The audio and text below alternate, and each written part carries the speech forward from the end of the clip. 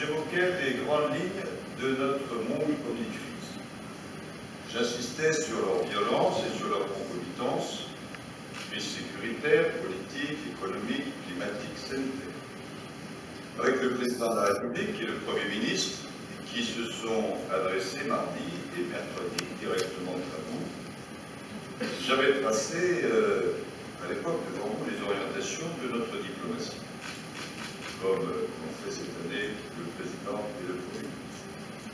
Un an après, par rapport à nos propos de 2014, où on se trouve. D'abord, il y a, et il ne faut pas le cacher, plusieurs aspects positifs. Ils ne sont sans doute pas les plus nombreux, mais il y a eu, notamment grâce aux efforts de la France, plusieurs évolutions positives. Elles prouvent que l'action diplomatique, je veux dire votre mission, peut effectivement, malheureusement pas toujours, et souvent d'une façon très importante, changer les choses. Le dossier du nucléaire iranien, d'abord. Pendant 12 années, cette question a occupé et préoccupé la communauté internationale. Pendant 12 années, elle a été l'objet de doutes, de craintes, de négociations et de tergiversations. Un Iran doté de la bombe atomique aurait non seulement constitué un danger considérable en soi, mais provoqué, c'est notre conviction, une course mortifère à l'arme nucléaire dans toute une région déjà terriblement électrique. Face à ces risques, la France, avec mes côtés une équipe de négociateurs très remarquable, a adopté une position de fermeté constructive. Oui à un accord, mais un accord qui écarte de manière certaine, c'est-à-dire vérifiable, l'accès de l'Iran à l'arme nucléaire. Cette fermeté légitime, compte tenu des enjeux, a commandé notre attitude jusqu'aux dernières heures des négociations à Vienne. Elle a permis de parvenir à l'accord robuste du 14 juillet dernier. S'il est approuvé, puis respecté, et nous nous sommes donné les moyens de vérifier qu'il le soit, il peut faciliter davantage de paix et de stabilité au Moyen-Orient. C'est le message que j'ai porté lors de ma visite à Téhéran fin juillet. Et pour une fois, le terme d'accord historique, s'agissant de celui du 14 juillet, n'était pas galvaudé. Une autre avancée internationale importante, c'est l'accord de réconciliation et de paix au Mali. N'ayons pas la mémoire courte. Il y a moins de 3 années, les autorités de transition menaçaient de mort, les terroristes circulant sans entrave, et à quelques heures de faire main basse et combien cruelle sur la totalité du maire. L'intervention française de janvier 2013, décidée par le président de la République, a porté un coup d'arrêt à tout cela. Nous n'avons pas commis l'erreur de considérer que la solution serait seulement militaire et que ce qu'on appelle le suivi ne nous concernait pas.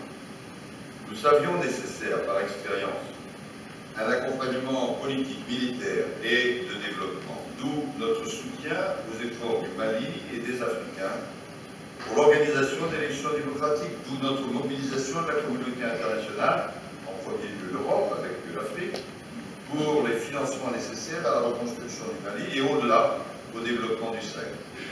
Nous avons soutenu les efforts de paix entre le gouvernement et les groupes du Nord, qui ont abouti, avec l'appui talentueux de la médiation algérienne, à l'accord de juin 2015. Tout n'est pas réglé, des exactions parfois graves qu'il faut combattre, mais au Mali, comme en Centrafrique, où les élections doivent avoir lieu d'ici quelques semaines, la France, sa diplomatie, c'est-à-dire vous-même, sa force armée, disons les choses, a remarquablement rempli les devoirs de puissance, de sécurité et de paix qu'elle est. Dans un tout autre contexte, je veux parler de la République grecque, grâce notamment à l'implication du chef de l'État et de la chancelière, nous avons pu et su, au cours des derniers mois, amener les États de la zone euro à prendre avec ce pays les difficiles décisions nécessaires, conformément aux principes de responsabilité et de solidarité qui doivent gouverner l'Union européenne. Le gouvernement français était conscient des risques considérables, non seulement économiques et financiers, mais d'abord géopolitiques, qu'aurait présenté ce qu'on appelle un Grexit. En faisant partager cette analyse à nos partenaires, avec au premier rang Michel Sapin et Harlem Désir pour y parvenir, et même si nous restons vigilants, puisque des incertitudes demeurent, nous avons fortement contribué à l'élaboration d'un compromis européen. Et nous en tirons d'ailleurs des leçons plus générales en proposant les voies nécessaires à la consolidation de la zone euro. Au titre toujours des succès, je veux souligner les actions discrètes mais déterminées et terriblement efficaces pour libérer nos otages. Et dans un tout autre registre, là aussi vite englouti par le grand fleuve de l'oubli, nos initiatives face au fléau Ebola en Afrique de l'Ouest, dans des délais extrêmement brefs, sous l'impulsion décisive de la secrétaire d'État, Mme Girardin, nous avons appuyé les personnels soignants et la mise en place de centres de traitement, sauvant ainsi beaucoup de vies. Nous restons présents aux côtés de nos partenaires africains pour les aider à sortir d'une crise dont les conséquences sont considérables, y compris sur le développement humain. Mais la lucidité impose évidemment d'évoquer aussi plusieurs sujets sur lesquels, en dépit de tous nos efforts, la situation reste difficile, voire très difficile, et les perspectives de solution incertaines. Quelques mots d'abord sur la question israélo-palestinienne. Notre conviction est que le statu quo ferait prendre le double risque de l'embrasement et de l'enlisement. La France, parfois trop seule dans cette position, refuse de baisser les bras. C'était le sens de mon déplacement dans la région en juin, où j'ai plaidé auprès de tous pour une évolution de méthode, proposant qu'un groupe international de soutien, rassemblant notamment des Européens, des Arabes et les membres permanents du Conseil de sécurité, appuie la reprise nécessaire des négociations et ensuite, espérons-le, leur aboutissement en les inscrivant dans un cadre et un calendrier crédible. Nous aurons besoin, le moment venu, d'un engagement du Conseil de sécurité. Je veux redire ici ce que chacun sait, c'est-à-dire que la France n'abandonnera ni l'exigence de sécurité pour Israël, ni celle de la justice pour les Palestiniens. S'agissant du drame syrien, où les difficultés sont immenses, le président de la République s'est exprimé clairement. La solution, nous le savons, est politique. Il est impératif de trouver un accord entre, d'une part, des éléments du régime, sans un Bachar al-Assad, qui ne peut pas être l'avenir de son peuple en raison même de ses crimes, et d'autre part, l'opposition, que je qualifierais de non-terroriste. Un accord qui devra respecter toutes les communautés et tous les habitants. Cette approche, ce n'est pas un entêtement intellectuel de la France pour permettre de sauver la Syrie et de vaincre les terroristes. C'est la seule solution, s'il en est encore temps. Nous allons en discuter, nous en discutons en ce moment même avec, je citerai, les Arabes, les Américains, les Russes, les Turcs, les Iraniens, ainsi qu'avec l'envoyé des Nations Unies, M. de Mustapha. La lutte contre Daesh porte, elle aussi, un sujet gravissime d'inquiétude, avec ses prolongements sur notre propre sol. Depuis un an, nos forces armées participent aux frappes aériennes de la coalition internationale en Irak. Cette action est nécessaire, mais elle ne suffit pas. Des efforts supplémentaires sont indispensables sur le plan non seulement militaire, mais politique, avec le renforcement de gestes inclusifs du gouvernement irakien, afin de rassembler aussi, autant qu'il est possible, les populations sunnites et kurdes. En juin, lors de la réunion de la coalition internationale à Paris, nous avons placé chacun de ses responsabilités. Nous avons été clairs lors du débat du Conseil de sécurité consacré en mars sur notre initiative aux minorités persécutées par Daesh. en particulier les chrétiens d'Orient. Le 8 septembre prochain à Paris, en présence du président de la République, je présiderai avec mon homologue jordanien une conférence pour tirer les conclusions et proposer un plan d'action. Là encore, il y a urgence. Là encore, la France, malgré ses difficultés, voire à cause de ses difficultés, ne baissera pas les bras. C'est la même détermination qui nous anime dans la lutte contre Boko Haram, faux religieux et vrais criminels. Les pays africains victimes se sont d'abord tournés vers la France. Nous nous sommes mobilisés les premiers avec l'organisation d'un sommet à l'Élysée, c'était l'année dernière.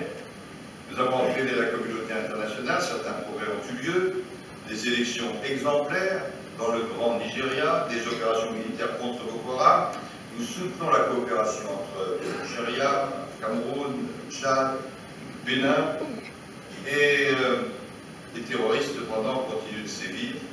Et nous devons, avec nos partenaires internationaux, renforcer le soutien aux pays touchés et à la force africaine qui doit se mettre en place.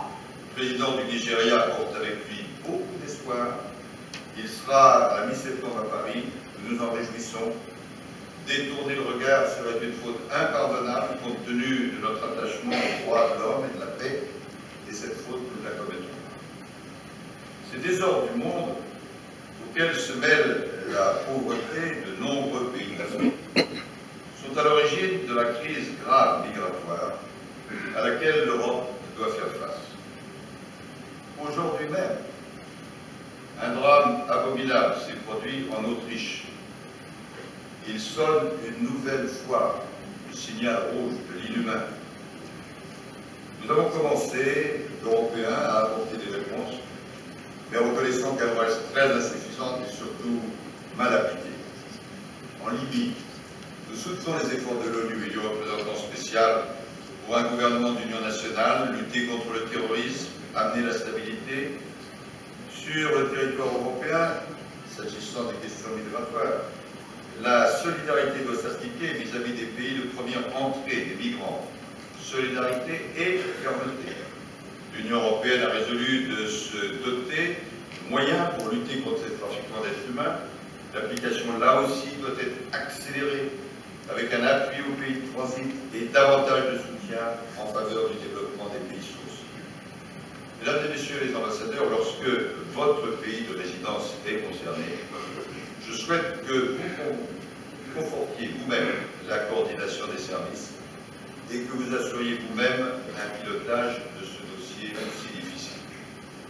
En Ukraine, enfin, dernier exemple que je veux citer, afin de stopper la spirale de la guerre et de créer les conditions d'un retour à la paix, nous avons, avec nos amis allemands, proposé l'an dernier le format Normandie, puis agi en février 2015 pour la signature des accords de Minsk II.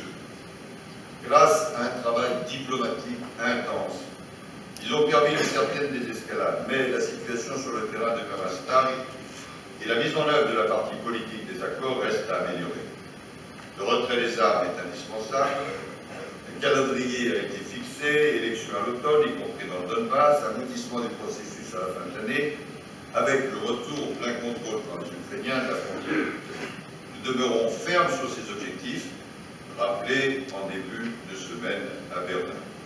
S'ils sont atteints, et ils doivent l'être, cela permettra enfin la levée souhaitable des sanctions, et ce sera largement dû à l'action diplomatique de l'Allemagne et de la France. Et la COP21, me direz-vous, c'est l'enjeu diplomatique essentiel. Nous avons consacré toute notre journée de travail d'avant-hier, et vous, beaucoup de journées et beaucoup de soirées. Comme présidence française, nous avons déjà contribué à des progrès sur des sujets tout à fait majeurs, la nécessité d'un accord à la fois durable et dynamique, l'importance égale, vous êtes tous devenus des spécialistes, de l'adaptation et de l'intégration, le renforcement de la dimension financière et technologique, mais plusieurs points restent encore à trancher. Pour ma part, j'ai bon espoir. Le président de la République est en première ligne. Comme futur président de la conférence, j'y consacre personnellement une grande part de mon activité. Les ministres concernés sont tous mobilisés. notre réseau diplomatique est sous tension. L'enjeu, je tiens à le souligner, est encore plus vaste que tous les autres que j'ai précédemment cités. Car si l'on y réfléchit, d'une part, il s'agit d'un problème qui n'a spontanément de limite ni dans l'espace, ni dans le temps. D'autre part, parce que ce n'est pas une négociation classique qu'on peut remettre à plus tard si elle échoue, mais une course universelle contre la montre. Car toute année qui s'écoule sans résultat de négociation entraîne l'émission de nouveaux gaz à effet de serre qui s'accumulent pendant des décennies, des siècles, voire des millénaires. Enfin, c'est un problème, celui du dérèglement climatique, dont la solution conditionne la vie sur notre planète. Et donc la solution de tous les autres. Quand vous en discutez avec vos interlocuteurs, invitez-les donc à imaginer ce que signifierait en termes de migration une élévation de la température, non pas de 2 degrés, mais de 4, de 5, de 6 degrés, avec les conséquences sur les sécheresses, sur les famines, sur les inondations mondiales. Ce ne sont plus alors des centaines de milliers de personnes qui seraient dramatiquement concernées, comme aujourd'hui, par les mouvements migratoires, mais des centaines de millions. En réalité, là se trouve peut-être le plus grand facteur du déclenchement pour le futur de la guerre ou de la paix. C'est pour toutes ces raisons, au soir du 11 décembre prochain, à l'issue des négociations, il est si important qu'au nom de la France, je puisse prononcer ces 6 mots, l'accord de Paris est adopté.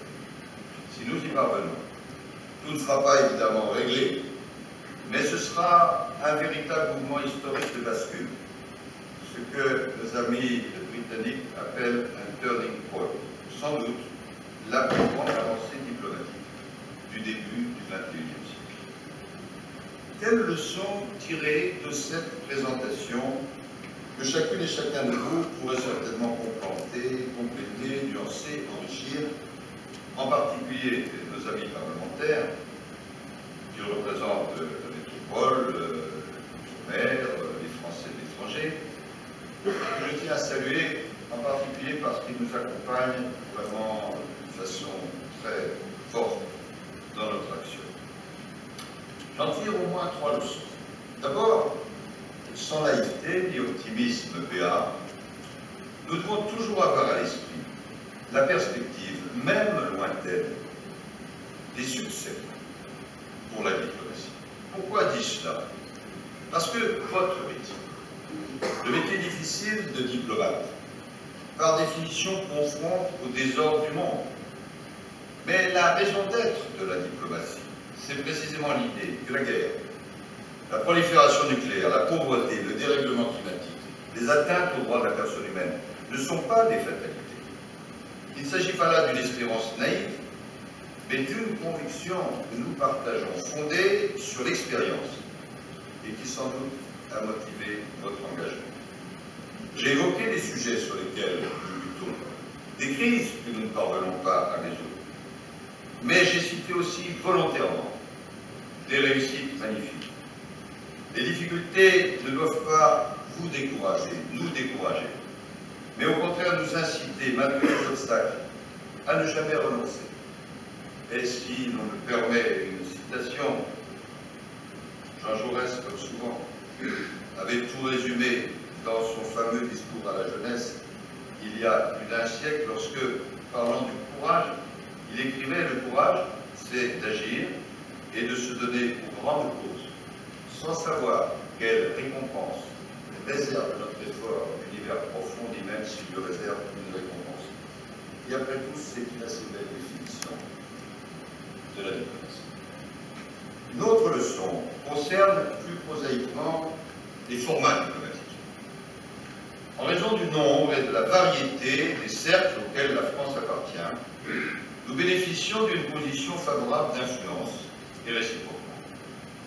Certains cadres traditionnels, P3, le P5, l'Eurogroupe, la francophonie, le G7, le G8, le G20 sont à l'évidence utiles, très utiles. Mais nous devons aussi imaginer et développer des enceintes ad hoc, adaptées à certaines circonstances, sur le modèle, par exemple, du format Normandie, imaginé face à la crise ukrainienne.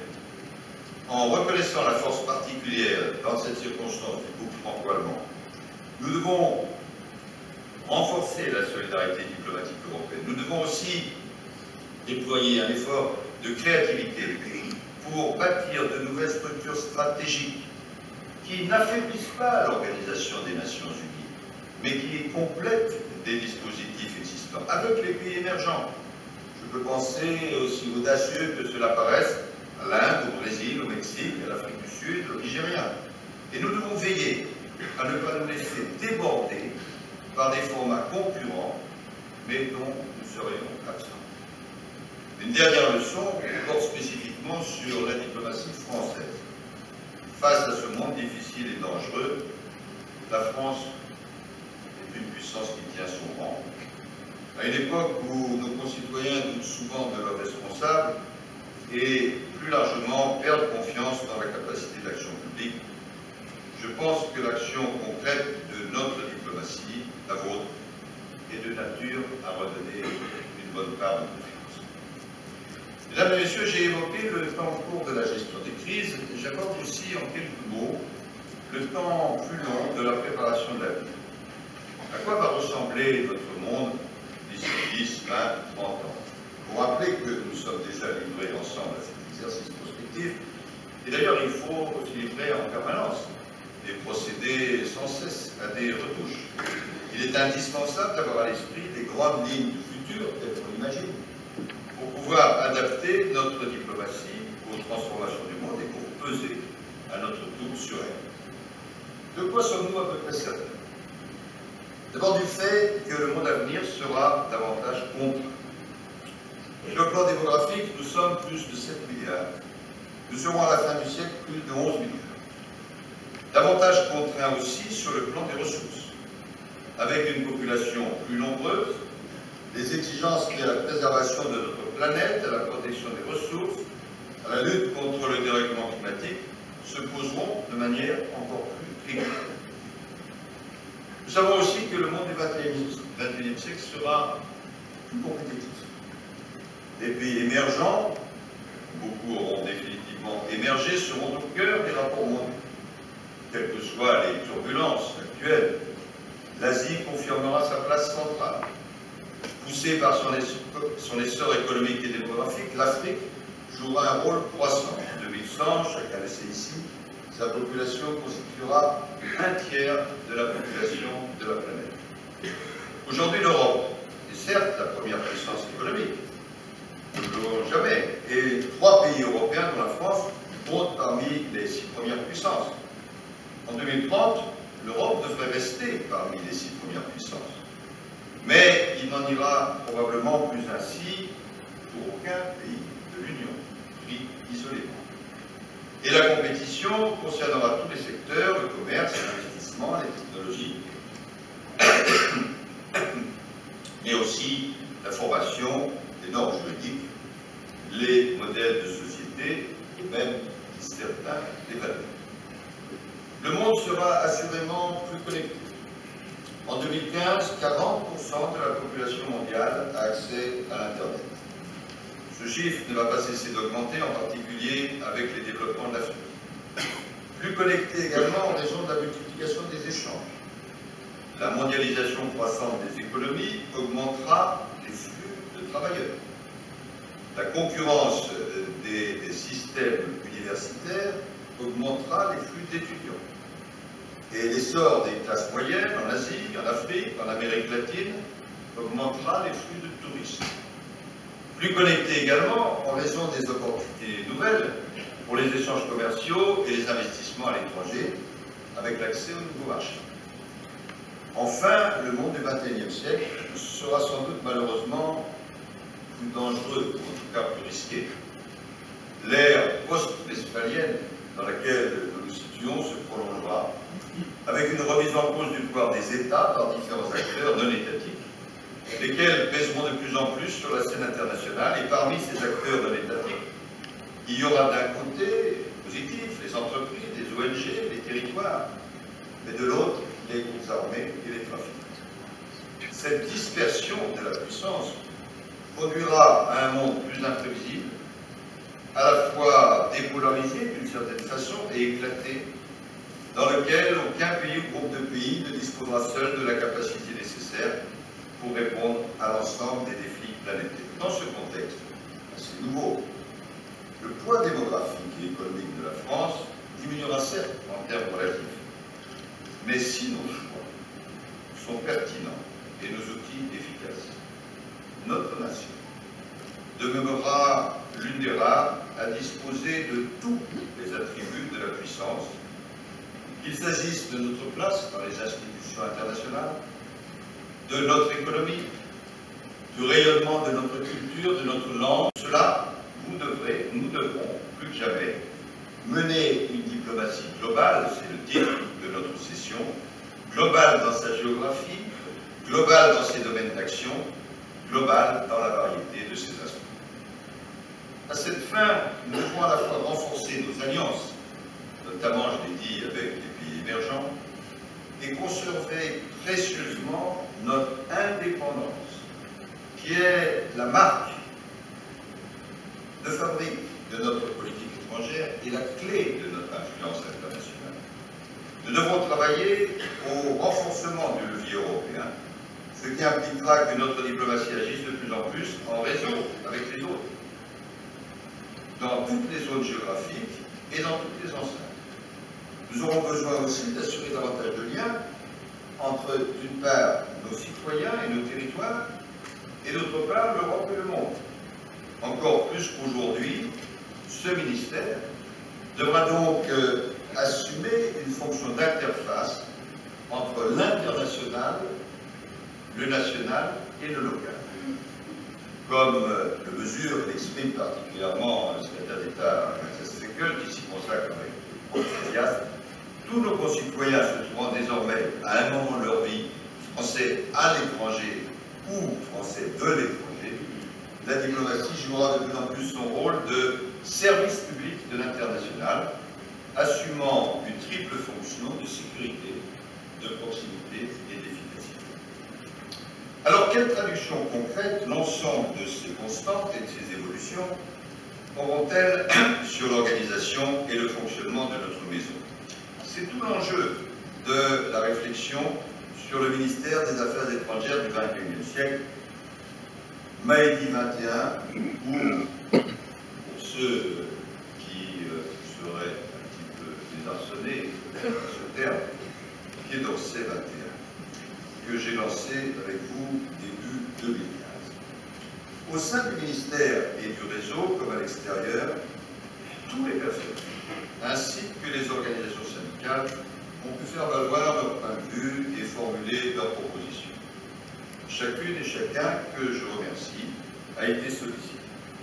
Une synthèse a été réalisée sous l'autorité du secrétaire général et à partir de là, j'ai pensé choisir notre réunion d'aujourd'hui pour vous dire les principales orientations de notre feuille de route. Elles figurent en détail dans un document de synthèse qui vous sera remis et qui a été préparé par le secrétaire général Massy. Et elles confirment, en les amplifiant, des dispositions qui ont déjà été annoncées, et elles s'articulent, vous en avez parlé toute cet après-midi, autour de trois exigences: l'adaptation, la simplification et la gestion humaine. En ce qui concerne l'adaptation de notre action face au monde nouveau, ce doit être d'abord l'adaptation de notre action extérieure. Ce sera l'exigence numéro 1. Nous allons devoir adapter notre présence internationale dans le respect du principe d'universalité auquel le gouvernement tient. Le redéploiement de notre réseau sera poursuivi en faveur de celles qu'on appelle souvent les puissances de demain. Pour être plus précis, en 2012, seulement 13% de nos effectifs se situaient dans les pays émergents du G20. ce sera 25% en 2025. Dans 2 ans, notre ambassade en Chine constituera par ses effectifs la plus importante dans le monde. Hors des capitales, nous devrons être présents dans toutes les métropoles du monde émergent où se trouvent nos intérêts et nos communautés. Et dans cette perspective, nous expérimenterons le nouveau concept souple des bureaux de France qui seront installés avec des moyens très légers partout où ce sera utile, dans un service, dans une alliance française ou par exemple dans un opérateur de l'État. Un autre enjeu majeur dans notre présence extérieure sera la mutualisation européenne. En 2012, seules 3 de nos ambassades étaient colocalisées. En 2025, et c'est possible, nous en avons précisément fait l'étude, elles devront être au chiffre de 25. Adaptation signifie bien sûr aussi réactivité, et c'est une demande que vous avez exprimée.